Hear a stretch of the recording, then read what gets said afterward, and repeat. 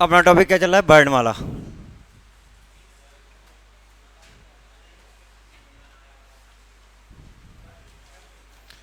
इसमें है नहीं डालना। जीव एवं अन्य जीव एवं अन्य अवयवों के आधार पर, के आधार पर, जीव एवं अन्य अवयवों के आधार पर। मैंने अघोष सघोष अल्पप्राण और महाप्राण जितना मैंने पढ़ा दिए हैं, है ना। जीव एवं अन्य अवयवों के आधार पर, ये लास्ट हेडिंग, उसके बाद कोई हेडिंग नहीं, एक दो पॉइंट और रह जाएंगे वर्णमाला के कंप्लीट। हाँ, दूसरी बात, एक चीज़ और सुन लो तो इस माने का डाउट क्लियर करें। बीएसएफ, सीआईएसएफ और एसएससी जीडी या एमपीएसआई या जो भी तुम्हें यूपी पुलिस का अगर कोई फॉर्म भरो, यूपी पुलिस, जो मैं ये लिखा रहा हूँ ये सभी एग्जामों को निर्धारित करके लिखा रहा हूँ। जैसे तुम्हारा बीएसएफ का पेपर है तो मैं अभी जो टेस्ट बनाऊँ वो बीएसएफ के हिसाब से बना दूंगा। जब आगे तुम सीआईएसएफ दोगे, क्लास चल रही होगी, तो मैं उसके हिसाब से सिर्फ टेस्टों में चेंज करता जाऊंगा। वर्णमाला, संधि, समास वही चीज़ें होती हैं, सिर्फ बार बार पढ़ने की जरूरत नहीं होती। अगर तुम नोट से इनको व्यवस्थित कर लोगे ये तुम्हारे जीडी तक काम आएंगे। बार बार रजिस्टर और नए रजिस्टर, नई टीचर की जरूरत नहीं पड़ेगी तुम्हें। ये नोट्स तुम्हारे एंड तक ले जाएंगे तुम्हें और तुम्हारी मंजिल तुम्हारे हाथ में होगी। लिखाता रहूँ।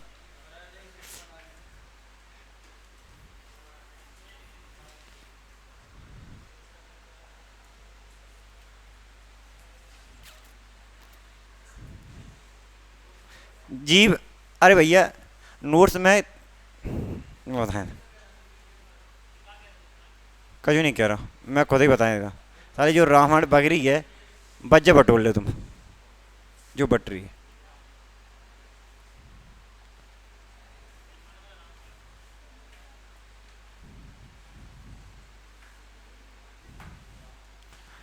टेलीग्राम पर ये सर्च कर लो, Hindi grammar by Pankaj sir, ठीक है बाबू जी। और जो वही रायते में समाहित रहो टेलीग्राम पे। उसमें क्या है, हिंदी के भी नोट्स डले हैं, वर्णमाला, संधि, समास सब उसमें डला है, ठीक है। उसी में मैथ की सीटें डली होंगी, उसी में रीजनिंग की डली होंगी, उसमें जीएस की डली होंगी। जो भी तुम्हारे काम का वो तुम अपने निकाल लेना, ठीक है। यहाँ कभी ई लगा देना, कभी ए, कभी ई से कनेक्ट हो जाता है, कभी ए से, वो पता नहीं क्या फंडा जिसने बनाया है वही जाने। मैं उसको चैनल बना नहीं पाता हूँ तो जय। तो हिंदी ग्रामर भाई पंकज सर के नाम से आ जाएगा। 264 या 65 सब्सक्राइबर होंगे, तो मैं उसका चैनल का प्रयोग बहुत कम करता हूँ, पेपर के नज़दीक जाके करता हूँ, रेगुलर नहीं चलाता उसे। टेलीग्राम पर सर्च कर लेना इसको, उसी पे नोट्स डाली हैं, तो आराम से, बार बार डिस्टर्बेंस मत करो, नोट्स फलाना टिकाना। मैं डाल दूँ इसको, ठीक है। देखो इसके आधार पर क्या वो आ जाएगा, दो चार बार सर्च करो अपने आप आ जाएगा। नहीं आया तो मुझसे करने, मैं कनेक्ट कर दूंगा सबके मोबाइल में। इसके आधार पर, इसके आधार पर व्यंजनों के, व्यंजनों के चार भेद होते हैं। इसके आधार पर व्यंजनों के चार भेद होते हैं। पहला होता है स्पर्श व्यंजन, दूसरा होता है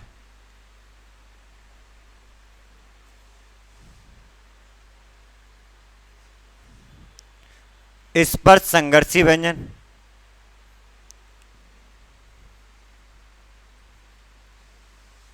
तीसरा होता है नासिक व्यंजन,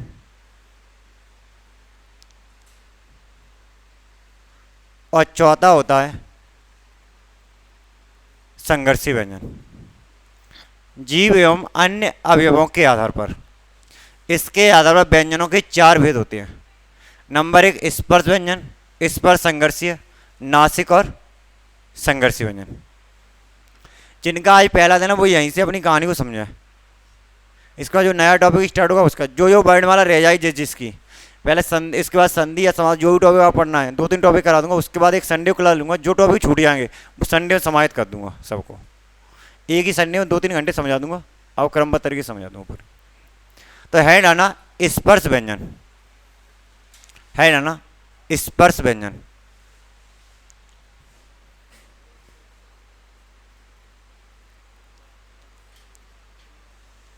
स्पर्श व्यंजन। देखो, वे व्यंजन, वे व्यंजन जिनके उच्चारण में, वे व्यंजन जिनके उच्चारण में, वे व्यंजन जिनके उच्चारण में श्वास वायु, वे व्यंजन जिनके उच्चारण में श्वास वायु मुख के किसी न किसी भाग को, मुख के किसी न किसी भाग को, किसी न किसी भाग को स्पर्श करके, किसी न किसी भाग को स्पर्श करके बाहर निकलती हैं, वे व्यंजन जिनके उच्चारण श्वास वायु मुख के किसी न किसी भाग को स्पर्श करके बाहर निकलती है, निकलती है, उन्हें स्पर्श व्यंजन कहते हैं, उन्हें स्पर्श व्यंजन कहते हैं। इसी का दूसरा नाम, इसी का दूसरा नाम वर्गीय व्यंजन या स्पर्शीय व्यंजन है। इसी का दूसरा नाम वर्गीय व्यंजन या स्पर्शीय व्यंजन है। वर्गीय व्यंजन या स्पर्शीय व्यंजन, स्पर्शीय व्यंजन है जिनकी संख्या, जिनकी संख्या 25 है, जिनकी संख्या 25 है, अर्थात, अर्थात का से माँ तक, अर्थात का से माँ तक, माँ तक स्पर्श व्यंजन कहलाते हैं। का से माँ तक स्पर्श व्यंजन कहलाते हैं, जिनको, इनको 5 वर्गों में, जिनको 5 वर्गों में बांटा गया है, बांटा गया है, और प्रत्येक वर्ग में, और प्रत्येक वर्ग में 5-5 वर्ण होते हैं, और प्रत्येक वर्ग में 5-5 वर्ण होते हैं। लेकिन, लेकिन शुद्ध स्पर्श व्यंजन, लेकिन शुद्ध स्पर्श व्यंजन 16 होते हैं। लेकिन शुद्ध स्पर्श व्यंजन 16 होते हैं। यह देखना बोर्ड पर, का, ख, ग, घ, अंग, च, छ, ज, झ, य, ट, ठ, ड, ढ, अण, त, थ, द, ध, न, प, फ, ब, भ, म। ध्यान सुनना। पहले पहला क्वेश्चन पूछेगा कि स्पर्श व्यंजन की संख्या कितनी है, तो आपका आंसर क्या होगा? 25। अगला क्वेश्चन पूछेगा स्पर्श व्यंजन होते हैं का से माँ तक, यारा लावा, सा सा सा कि क्षेत्रज्ञ, तो आंसर क्या होगा? का से माँ तक। आपसे पूछेगा स्पर्श व्यंजनों को कितने वर्गों में बांटा गया है, तो आंसर क्या होगा? 5। आपसे पूछिएगा प्रत्येक वर्ग में, वर्ग में कितने वर्ण होते हैं, तो आंसर क्या होगा? 5। अगर आपसे पूछा कि शुद्ध स्पर्श व्यंजन कितनी है, जैसे ही स्पर्श के आगे शुद्ध शब्द लगेगा और आपसे पूछता है शुद्ध स्पर्श कितने हैं, तो आंसर होगा क्या, 16।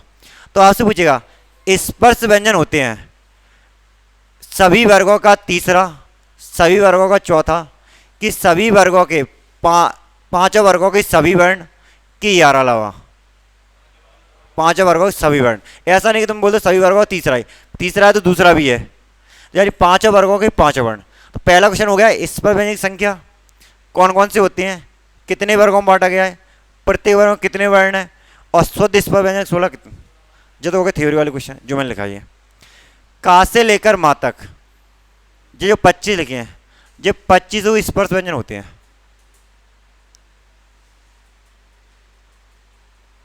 ठीक, जैसे उसने कहा कि शुद्ध स्पर्श व्यंजन 16 कौन कौन से हैं, तो सबसे पहले मैं 5 हटाऊंगा, जैसे ही 20 में से 5 जाएंगे तो अपने पास कितने बचेंगे। वेरी टफ सवाल, मैं कहना लो 25 में से 20 जाएंगे तो वेरी टफ सवाल। 25 में 17 जाएंगे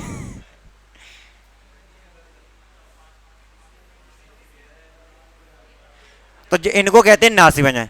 जैसे मैं ये 20 में 4 और हटा दूंगा तो अपने आप ही 16 रह जाएंगे, नहीं रह जाएंगे, जिनको अपन कहते हैं स्पर्श संघर्षीय।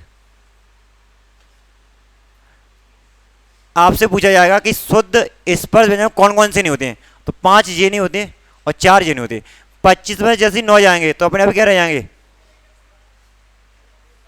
25 में 9 जाएंगे तो कितने बचे। बहुत बढ़िया, इसको नोट कर लो।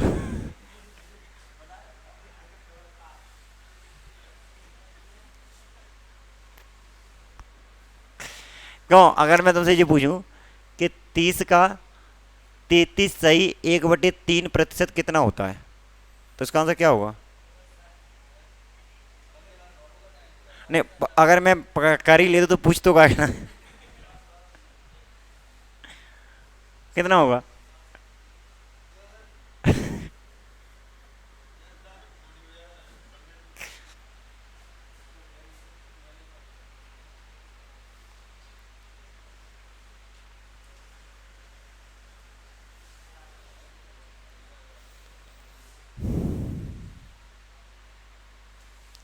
तो आपको पता होना चाहिए कि शुद्ध 16 कौन कौन सी है और वैसे 25 कौन कौन सी है। तो मैंने भाई हिसाब से लिख दी, 5 इधर से निकाल देना, 4 इधर से निकाल देना, तो अपने अभी 16 रह जाएंगे बाकी।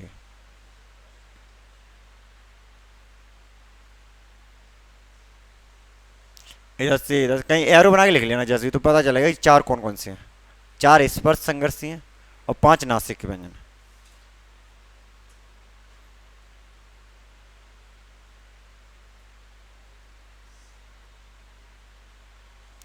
थ्योरी के जो क्वेश्चन हो गए पूरे 6-7 और बाकी इधर हो गए।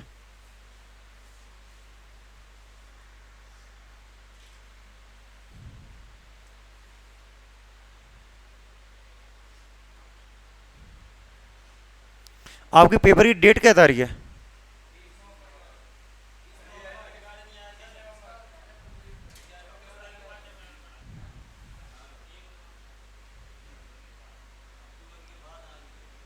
बीस नवंबर को फिक्स है, नहीं 20 नवंबर से पहले तो नहीं होगा।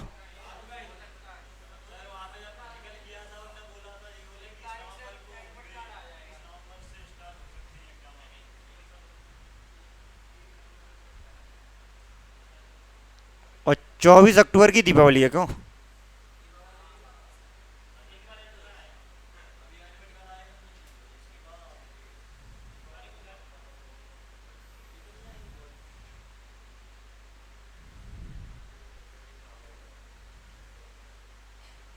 अगर तुम्हारा पेपर 20 तारीख से होगा तो मेरा सिलेबस 15 नवंबर को ख़त्म हो जाएगा। अगर पेपर आपका 30 नवंबर को जाता है तभी सिलेबस 15 नवंबर को ही ख़त्म होगा। ठीक है, चाहे मैं अब कितना स्लो पढ़ाऊँ चाहे कितनी रफ्तार पढ़ाऊँगा, मैं सिलेबस यहीं ख़त्म करूँगा 15 नवंबर को जाके। तो मैंने 7 दिन पहले छोड़ दूंगा अपनी तरफ से मुक्त करके, जो कहता हूँ भाई साहब मेरी तरफ से मुक्ति है, तुम चाहो तो घर पढ़ो, चाहो ना मतलब तुम्हारे नंबर इतने निर्धारित हो चुके हैं। अगली है ना स्पर्श संघर्षी व्यंजन, स्पर्श संघर्षी व्यंजन। ठीक है, पेपर से पहले मैं 10 दिन पहले छोड़ देता हूँ, सभी लोगों को फ्री कर देता हूँ, क्योंकि क्या है एंड पे पढ़ाई किसी की नहीं होती, टेंशन और होती है फालतू की। अगर मैं पेपर से नज़दीक 3 दिन पहले भी क्लास लूंगा, अगर मैंने कोई भी क्वेश्चन पूछ लिया तुम्हारा नहीं आया आंसर, तुम्हारे मन में यही रहेगा कि हमारी तैयारी है भी कि नहीं है। हाँ है ना। तो क्या है, पेपर से पहले तुम्हें फ्री कर दूंगा तो तुम्हें ये नहीं होगा कि कुछ कहानी रह गई है, तो तुम्हें पता नहीं वो कौन सी रह गई है। जो भी होगा मुकाबला पेपर में होगा डायरेक्ट, सही है नहीं, कोई टेंशन वाली बात नहीं होनी चाहिए। है ना। इस पर संघर्षी व्यंजन लिखो। बे व्यंजन जिनके उच्चारण में, बे व्यंजन जिनके उच्चारण में, बे व्यंजन जिनके उच्चारण में, बे व्यंजन जिनके उच्चारण में श्वास वायु, बे व्यंजन जिनके उच्चारण में श्वास वायु, बे व्यंजन जिनके उच्चारण में श्वास वायु मुख के किसी न किसी भाग को, मुख के किसी न किसी भाग को, मुख के किसी न किसी भाग को स्पर्श करते हैं, स्पर्श, वे व्यंजन जिनके उच्चारण में श्वास वायु मुख के किसी न किसी भाग को स्पर्श करती है, श्वास होती है, स्पर्श करती है, फिर रगड़ खाते हुए, फिर रगड़ खाते हुए, रगड़ क्या होता है, कुछ शब्द जैसे तुम्हारे में आते हैं स्त्रीलिंग पुल्लिंग, तो आपको प्रयोग करके देखने पड़ेंगे। हाँ है ना। जैसे मैंने कहा पंखा पुल्लिंग है कि स्त्रीलिंग है? आंख स्त्रीलिंग पुल्लिंग है? नेत्र, आंख स्त्रीलिंग। हाँ है ना।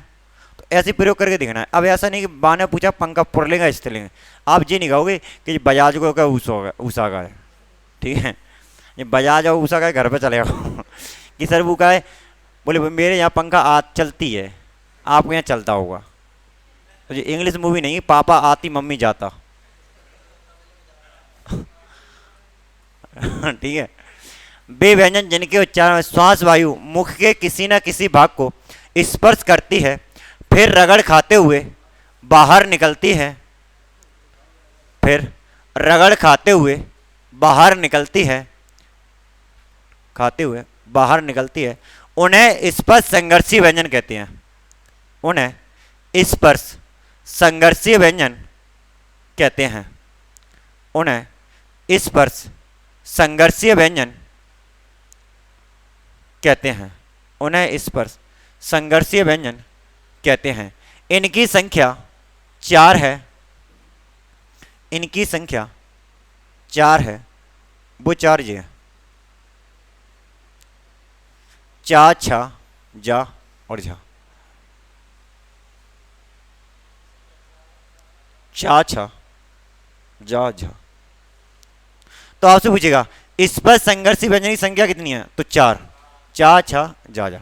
अगली है ना नासिक के व्यंजन, अगली है ना नासिक के व्यंजन।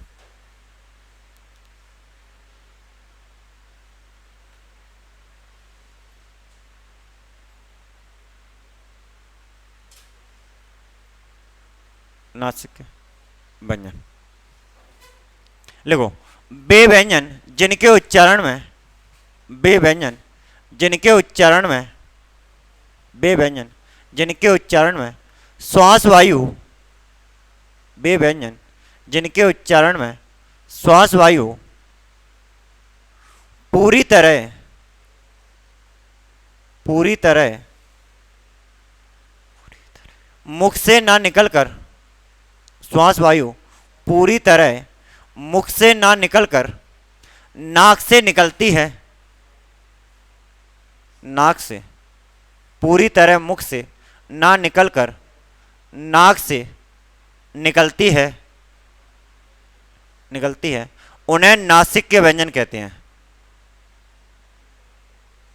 नासिक के व्यंजन कहते हैं। इसी का दूसरा नाम, इसी का दूसरा नाम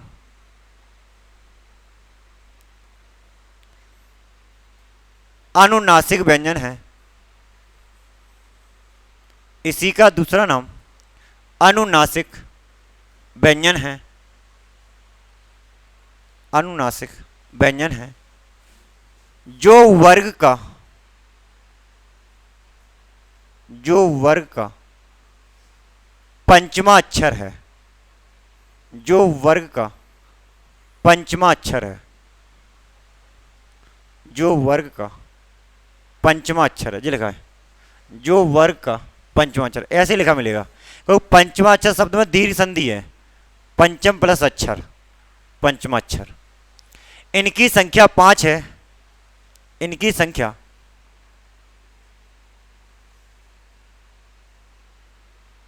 इनकी संख्या 5 है।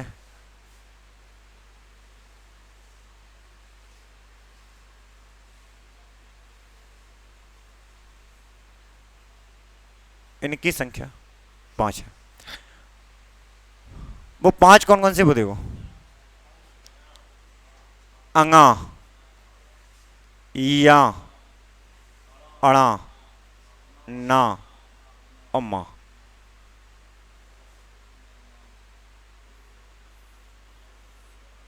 अंगा, या, अड़ा, ना, मां।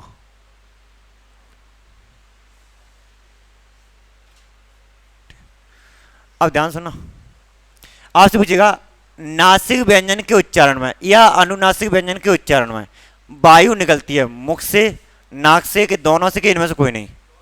तो आंसर है दोनों से। नासिक व्यंजन का दूसरा नाम क्या है? अनुनासिक। अनुनासिक वर्ग का होता है पहला, तीसरा, चौथा कि पांचवा? पांचवा। अगला क्वेश्चन, वर्ग के पंचम अक्षर की संख्या कितनी है? 5। या अनुनासिक व्यंजन की संख्या कितनी है? 5। 5 कौन कौन से? तो कभी जे यहां पर एक क्वेश्चन बनता है, इनमें से कौन सा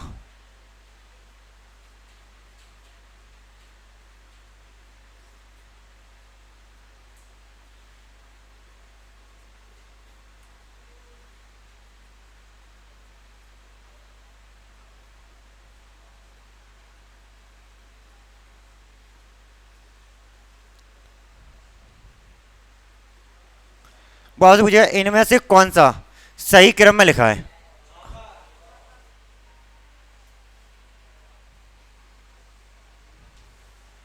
जाम गलती है जी, गलत लिखा है।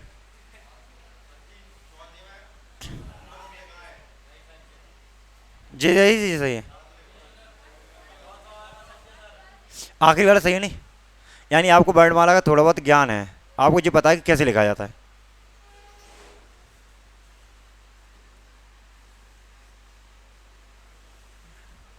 ये जो सा सा का क्रम लिखा है सही लिखा है गलत लिखा है? कौन सा वाला? जी पहला, जी दूसरा, जी तीसरा। शांत हो जाए सब लोग। पहला, दूसरा, तीसरा। जी मैंने गिनती दे दी, अब तुम गिनती बोलो वहां से, मैं वही लिख दूंगा पहले नाम। पहला, पहला आएगा कि तीसरा आएगा पहले? आओ, तीसरा और दूसरा। जी सही है।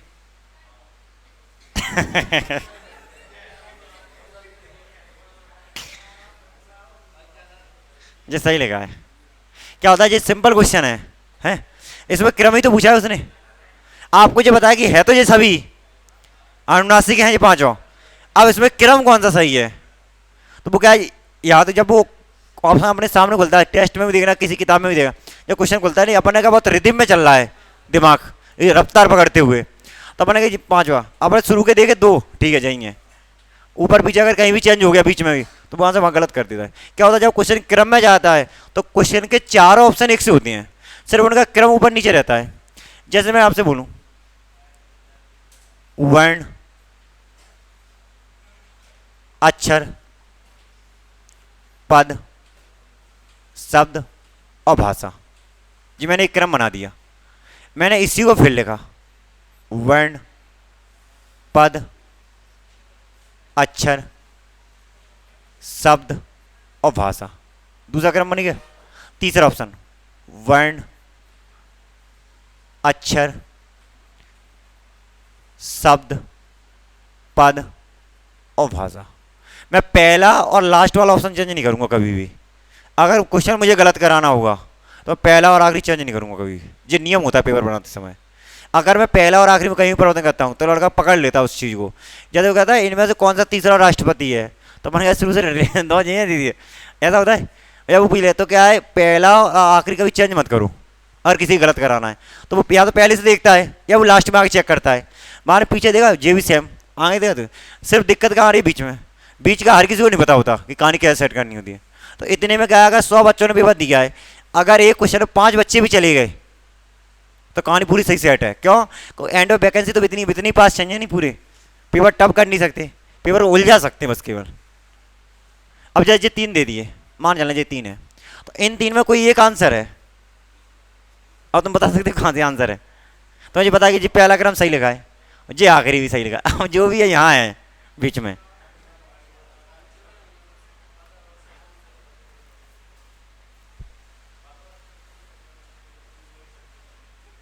अब अब ऐसा कोई क्वेश्चन जिसमें जो मैंने टफ पूछा हो, तुमने वर्ण नहीं सुना हो, कि अच्छा नहीं सुना, कि शब्द नहीं सुना, कि पद नहीं सुना, सब कुछ है। जब कहानी सुनी सुनी सी लगती है नहीं, और वो कहानी सामने आ जाए तो जो लग, तो वर्ण और अक्षर भी सेम होता है फिर तो। वर्ण अक्षर मामूली अंतर दिखाया था मैंने, तो शब्द और पद में भी कहीं अच्छे मंत्र हुआ थोड़ा बहुत। इसका आंसर है पहला, पहले वर्ण होता है, फिर अक्षर, फिर शब्द, फिर पद, फिर भाषा। पद का मतलब होता है जब दो शब्दों को मैं किसी विभक्ति के माध्यम से जोड़ूंगा। विभक्ति मतलब होता है का, की, के, रारी, रे। अगर मैं इनके बीच में कोई का, की, के लगा देता हूं तो वो अपने आप में पद बन जाता है फिर पूरा। जैसे राजा, राजा का कुमार, अब मैं लिख दूं राजा का कुमार, राजा शब्द एक हो गया, कुमार एक शब्द हो गया। जब मैंने दोनों शब्दों को जोड़ा तो मैंने किसी विभक्ति का प्रयोग किया नहीं, राजा का कुमार, तो ये पद का कार्य कर रहा है, इसलिए समास में पद चलता है बन के, वो इस तरीके से चलता है। देखो क्वेश्चन सिंपल था, सब सुना सुना सा लग रहा था, बस ऐसे ही गलत करना है, सुने सुने। तो अनुनासिक हो गया, सॉरी नासिक हो गया, स्पर्श संघर्षी हो गया, और स्पर्श हो गया। यहां तक आपके 15 क्वेश्चन हो गए। पहला, स्पर्श व्यंजन की संख्या 25, शुद्ध स्पर्श का से माता क्या कहलाती है? स्पर्श। स्पर्श व्यंजनों को कितने वर्गों में बांटा गया? प्रत्येक वर्ग में कितने वर्ण है? 5। स्पर्श संघर्षी व्यंजन कितनी है? 5, सॉरी 5, 4 हैं जी, 4। नासिक व्यंजन का दूसरा नाम? अनुनासिक के उच्चारण वायु कहां से निकलती है? मुख और नाक दोनों। अनुनासिक व्यंजन वर्ग के कौन सा अक्षर होता है जिनकी संख्या कितनी होती है? 5। कौन कौन से? वो पूछेगा इनमें से कौन सा स्पर्श संघर्षी नहीं है? चा, छा, जा, या, सॉरी चा, छा और या लिख दे, इसको काट दे यहां से, ये 4 ऑप्शन ऐसे कर दे इनको। लेकिन आपकी दृष्टि में ये तो आपको पता है कि ये 5 वर्णों का उच्च स्थल एक ही है, तालु। सिर्फ वहां जब ये क्वेश्चन आएगा तो आपको ये लगेगा है तो ये एक ही वर्ग, तो इनमें से कौन सा वर्ण नहीं है, तो वहां अपन को वर्ण देखना पड़ेगा। क्योंकि अभी तो कहानी क्या करंट में चल रही है, करंट में जब कहानी चल रही होती है तो जीवन शरीर में करंट रहता है फुल बात, तो सारे आंसर दिख रहे होते हैं। पेपर जब तक हो तब तक वर्णमाला 2 महीने हो चुके होंगे समापन लिए, तो दुनिया से आंखों से चली जाएगी तब तक गायब, सिर्फ क्वेश्चन क्वेश्चन रह जाएंगे यार। प्रभु तो कितना पेन है चबाओ, जब से आओ तब से चबा ही जा रहा है, बाबा रस निकल रहा है, कह रहा हो हाओ, अगर रस निकल रहा हो तो ऐसा हो तो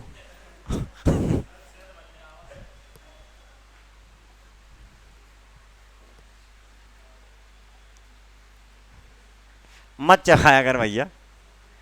तब मुझे ऐसा लगता है कि जैसे कोई दुश्मनी निकाल रहा हो, कौन ने तेरा प्रपोजल ठुकरा था हो ताकि दुश्मनी निकाल रहा है कर रहा करके,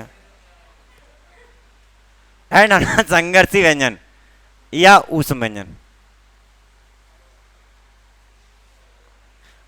भाई मैं सोचू कि बरसात बिन मौसम क्यों हो रही है रोज रोज, वो आप जैसे विद्युत की चीजों के कारण हो रही है वो, क्योंकि तुम क्या पुराने दिन याद कर रहे हो इसलिए वो बरसात बार बार हो रही है।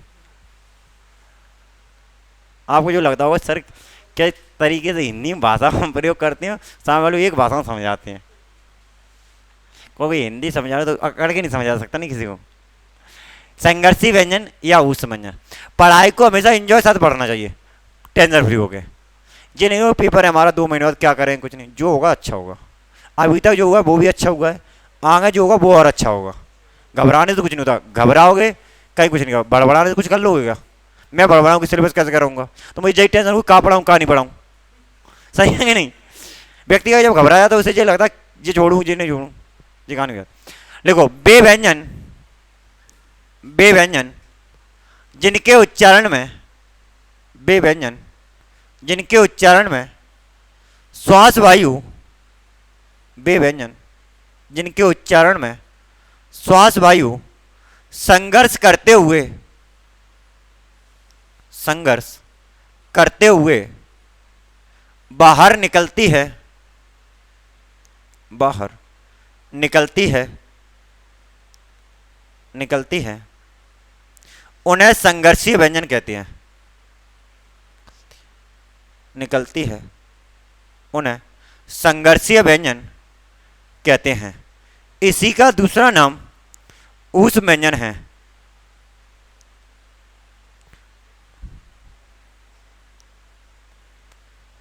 इसी का दूसरा नाम ऊष्म व्यंजन है।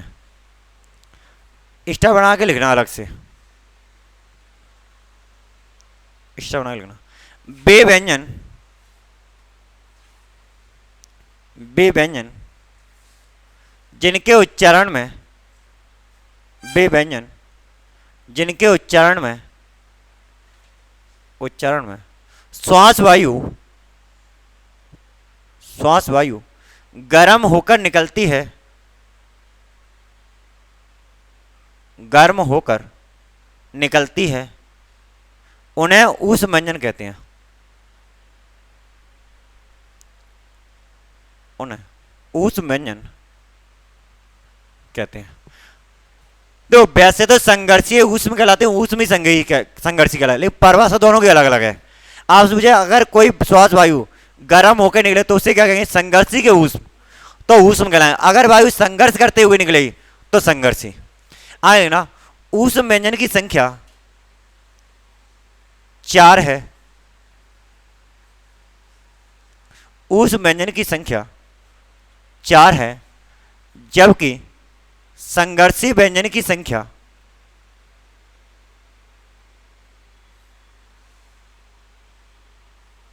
8 है। ऊष्म व्यंजन की संख्या 4 है तथा संघर्षी व्यंजनों की संख्या 8 है। 8। जैसे मैं लिख रहा हूं वैसे लिखते जाना।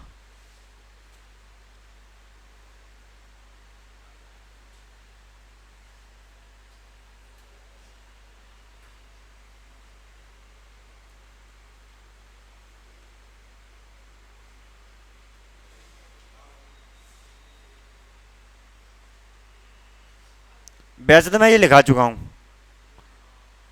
कि किसका उच्चारण क्या है।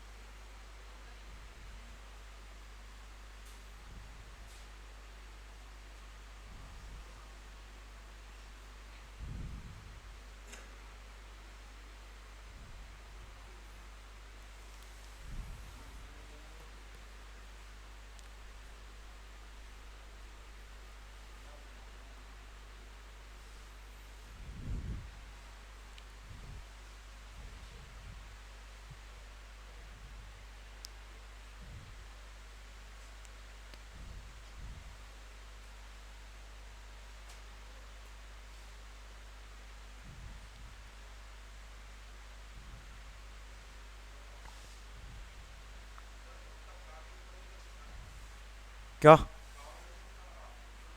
वो आएगा, वो अलग नाम से प्रवेश करेगा, वो मोबाइल में लिखा देता हूँ सब चीज़। नुक्ता, उस बिंदु को नुक्ता बोलते हैं।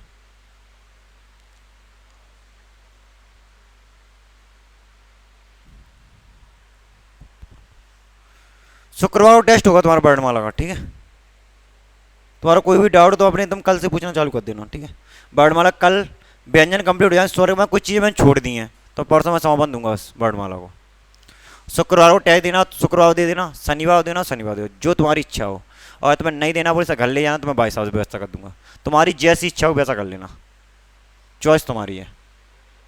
मेरा काम है टॉपिक को पढ़ाना, उससे संबंधित कोई डाउट हो तो तुम मुझसे पूछ सकते हो। कभी टेस्ट यहाँ दोगे तो यहाँ दे देना, तो यहाँ क्या क्लियर हो जाएगी कहानी, कौन कितने पानी में खड़ा है। और घर है दोगे तो फिर तुम्हारी कहानी तुम्हें जानो कौन कितने पानी में हो। ईमानदारी देना, क्योंकि कहानी क्या है, ईमानदारी चलेगी तो स्पष्ट करके रहती है। जब तुम किसी नकल करे करो तो क्लास में फर्स्ट आ भी जाओगे तो कोई राष्ट्रपति अवार्ड नहीं मिलेगा खाला भाई साहब, ना नौकरी लगेगी वाली। सिर्फ ये होगा कि कुछ दिन बाद तुम क्लास के टॉपर कहलाओगे और सिलेक्शन तुम्हारा कभी होगा नहीं, तुम दुनिया के लिए उदाहरण बन जाओगे। तुम जब भी क्लास में आओगे तो सब लोग कहेंगे टॉपर आ गो, सबने पता होगा ये क्लास कोई टॉपर है, पेपर इसका कभी क्वालिफाइड आता नहीं है कि मुझे क्लास में रहेगा टॉपर हमेशा। तो मुझे आपको क्लास का टॉपर नहीं बनाना, पेपर क्वालिफाइड चाहिए उधर मुझे। मैं कौन सा तुम्हारे माला पहना के तस्वीर लगाऊँ तुम्हारी, क्यों, सही है कि नहीं। देखो ये जब तक चार रहते हैं इनको उस में नहीं रहते हैं, इनको जैसे फारसी के आगे ध्वनियाँ जॉइंट होती हैं तुरंत इन दोनों में लग क्या कहते हैं, आठ कहते हैं संघर्षी व्यंजन। यहाँ पर क्वेश्चन बनता है सा का उच्चारण स्थान क्या है। जब पेपर ऑफलाइन हुआ करते थे एसआई के जीडी के, तो यहां से ये क्वेश्चन फिक्स था, यानी ये 3 सालों से कोई एक साल पूछा जाएगा। जब ऑप्शन बनाता था वो, तो ऑप्शन क्या करता था, तालु, मूर्धा और दंत और कंठ। अगर उसने जिवाला सा दिया है तो आंसर क्या होगा अपना, तालु। जैसे उसने जिवाला सा गायब किया और ऑप्शन बना दिया जिवाले सा से, क्वेश्चन यहां से उठाया, तो आंसर क्या होगा, मूर्धा। जब उसने जिवाला भी सा गायब कर दिया और जे क्वेश्चन दोबारा पूछा इसी से, ऑप्शन वहीं के वहीं सेट है, तो आंसर क्या, सिर्फ सा का रूप परिवर्तन हो रहा था, ऑप्शन में कोई परिवर्तन आ रहा था क्या, ऑप्शन वहीं के वहीं थे, सिर्फ जय जय सा चेंज होता है, वैसे वैसे आंसर चेंज हो रहा था, है ना। अगर पूछा गया हिंदी वर्ण वाला ऐसा कौन सा वर्ण है जिसे काकिल ध्वनि के नाम से जानते हैं, तो वो केवल हा है जिसे काकिल ध्वनि के नाम से जाना जाता है। अगर मुझे हा का उच्चारण क्या है, तो कंठ। खा गा जा और फा ये फारसी की आगत ध्वनियां हैं, जैसे इनको मैं उस में के साथ जॉइंट करता हूं तो ये दोनों ही मिलकर मेरे लिए क्या बन जाती हैं। अगर पूछे ये चार सा हा क्या कहलाएंगे, ऊष्म की संघर्षी, तो आंसर क्या है, ऊष्म। जैसे ये चार फारसी की जोड़ी जाएगी तो आंसर क्या होगा, संघ। जैसे इसमें जब मैं का जोड़ूंगा, का खा गा जा और फा, जय होगा। और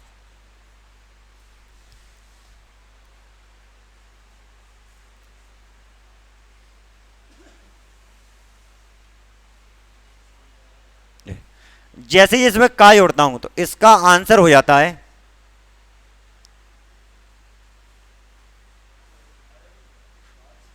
अरबी फारसी की आगत ध्वनियां।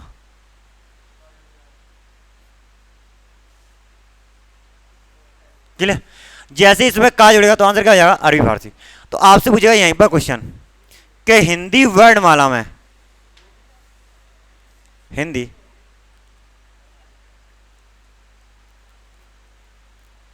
वर्णमाला में, हिंदी वर्णमाला में आगत ध्वनियां की संख्या कितनी है, तो आंसर है 5। ये 5 है, 1 2 3 4 5। इसके अलावा आप पूछिएगा इन 5 में ऐसा कौन सा वर्ण है जिसे उर्दू का कहा जाता है, वो खा उर्दू का है, केवल खा किसका है, उर्दू का। तो ये तो मैंने कहानी लिखा दी थी, ये कहानी ऐसे डिटो नोट कर लो, ये कहानी का मैं लिखाता नहीं समझाता हूँ इसके बाद, तो ये अपनी भाषा में लिखना। का खा जा फा, जैसे ये जॉइंट होगा तो आंसर अरबी फारसी लगेगा। का जैसे मैं गायब करूंगा तो आंसर कहां से चालू होगा, फारसी। का जैसे जॉइंट होगा तो अरबी फारसी है। और मुझे इनमें से कौन सा वर्ण उर्दू का है, तो वो खा उर्दू का कहलाता है। अगर मुझे हिंदी में, हिंदी वर्णमाला में आगत ध्वनियों की संख्या कितनी है, तो 5, वो ये 5 ही हैं। ये 2 क्वेश्चन लिख लो अपने स्टार बना के, जैसे बना के। ये तो लिखना नहीं हो, ये तो क्वेश्चन है।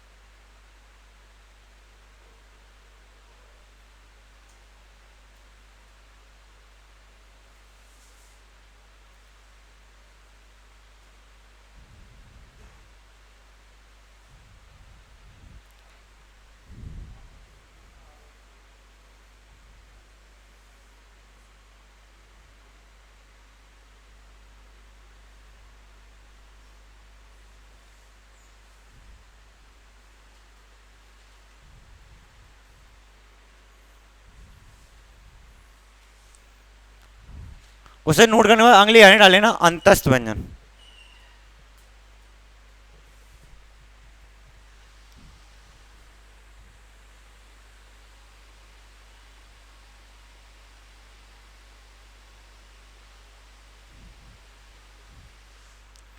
अगली है डालना, अंतस्थ व्यंजन।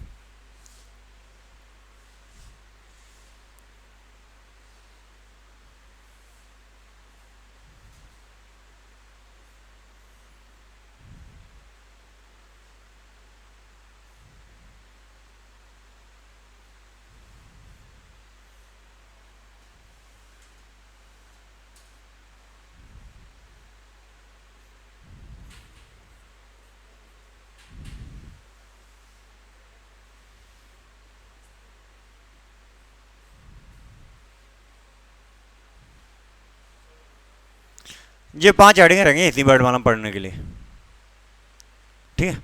तो है डालना अंतस्थ व्यंजन, अंतस्थ व्यंजन। लिखो इनकी संख्या 4 है, इनकी संख्या 4 है, या रा ला हुआ। इनकी संख्या 4 है, या रा ला हुआ।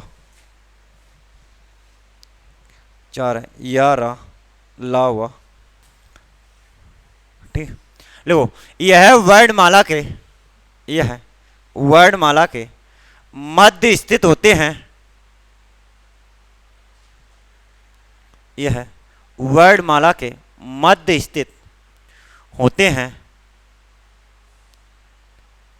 स्थित होते हैं, इसलिए इसलिए इनको, इसलिए इनको अंतस्थ व्यंजन कहा जाता है, इसलिए इनको अंतस्थ व्यंजन कहा जाता है, कहा जाता है। इसलिए ना या एवं वा को, या एवं वा को, या एवं वा को अर्ध स्वर, या एवं वा को अर्ध स्वर, ये लगा है,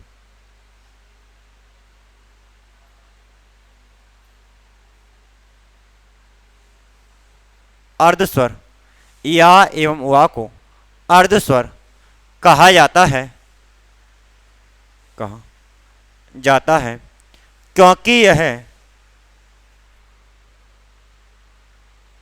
क्यों, या एवं वा को अर्ध स्वर कहा जाता है क्योंकि इनके उच्चारण में, ऐसा लिखना, क्योंकि इनके उच्चारण में, क्योंकि इनके उच्चारण में श्वास वायु में,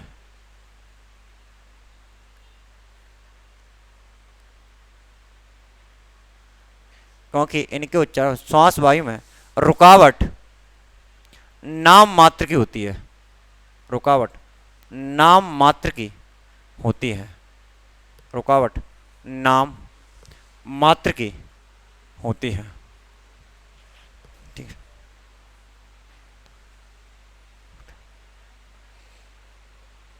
इसको यहीं लिख लो, बस इतना ही रोक दो, सर आ गए, ठीक है। क्योंकि उसके बाद 4 बजे शायद जीएस का बैच आ जाता है।